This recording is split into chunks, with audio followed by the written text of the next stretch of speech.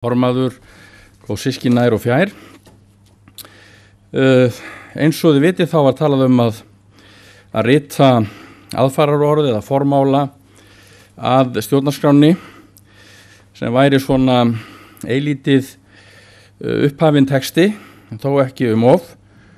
Og við ræddum þetta í A-nefndinni og gerðum nokkra tillögur og ég ætla að lesa fyrir ykkur hér munnlega texta sem er lagður fram til frekari skoðunar á síðari stigum. En textin svona: Við sem byggjum Ísland og höfum þegið landið, sögu þess, tungu og menningu í arf af formæðrum okkar og feðrum, gerum með okkur nýjan sáttmála. Ísland frjálst og fullvalda þingræðisríki. Þjóðin uppspretta valdsins og saman viljum við skapa réttlátt þjóðfélag þar sem hornsteinarnir frelsi, jafnrétti og lýðræði.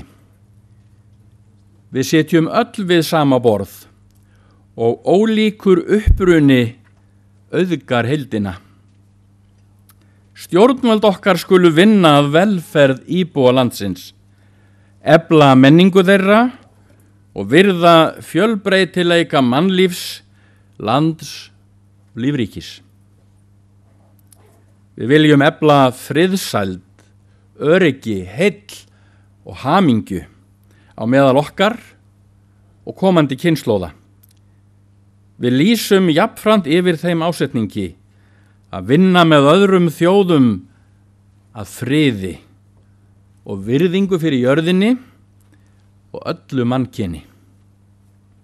Með þetta að leiðarljósi setjum við okkur þessa stjórnarskrá, æðstu lög landsins, sem öllum ber að virða. Svo mörg voru þau orð. Ég ætla aðeins að segja örlítið tildrög þessa texta. Með því að hafa formála að stjórnarskráni brotið blað í íslenskri hefð og norrænni. Einungis Færeyingar hafa formála í drögum að sinni stjórnarskrá, en slíkir formálar þekktir meðal margra þjóða. Freyju Haraldsdóttur, Illuga Jökulssyni og Erni Bárði Jónssyni var falið að vinna að formálunum, að gera frumdrög. Gerðu þau hvert fyrir sig uppkasta texta. Var Erni Bárði þínast falið að kalla til ráðgjafar Erling Sigurðarson og Þórhildi Þorleifsdóttur. Áttu þau 3 fund þar sem farið var yfir tillögurnar 3 og auk deiglu úr þeim 3 sem Örn Bárður vann. Úr þessu fernu varð svo til ofangreindur texti, eða framangreindur texti með hliðsjón að texta frá Þorvaldi Gylfasyni sem hann deildi með okkur á fyrstu vikum starfs okkar. Í fyrstu málsgrein reynt að tengja saman sögu og samtíð, en framtíðartilvísun kemur aftar í heildartextanum. Í suður afrísku stjórnarskránni þeim sýndur sómi í formálunum sem á undan gengu í baráttunni fyrir réttlæti þar í landi. Sama á við hér enda þótt ólíku sé saman að jafna. Í fyrstu málsgrein formæðrum og feðrum þakkað fyrir þann arf sem þau skiluð af sér. Formæður af ásetningi hafðar á undan feðrum til að minna á mikið framlag kvenna í gegnum aldirnar, en þær hafa miklu síður notið viðurkenninga fyrir sín störf og baráttu en karlar.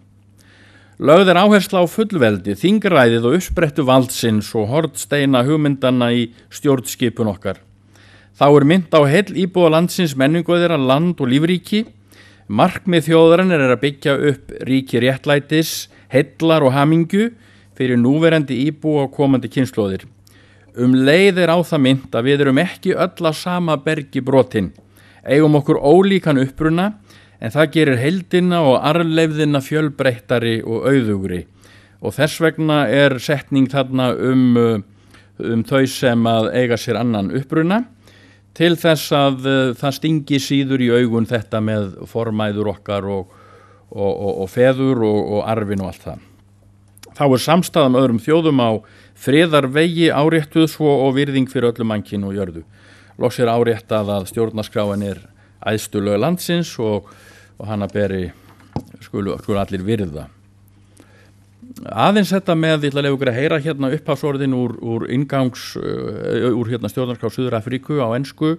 We the people of South Africa recognize the injustices of our past, honor those who suffered for justice and freedom in our land, respect those who have worked to build and develop our country, and believe that South Africa belongs to all who live in it, united in our diversity.